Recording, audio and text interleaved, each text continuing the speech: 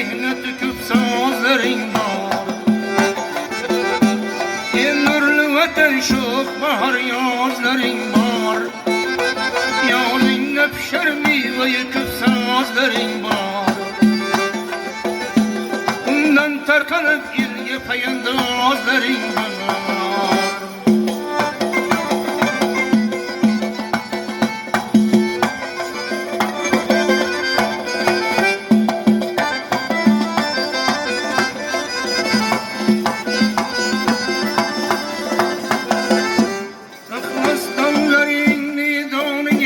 Yitirgen çöllerini komşura özünü üster etken Maydanda Polat atlı çavanda azların var.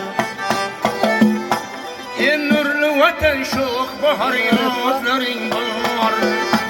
Bağında pişer mihnet tüküp sazların var.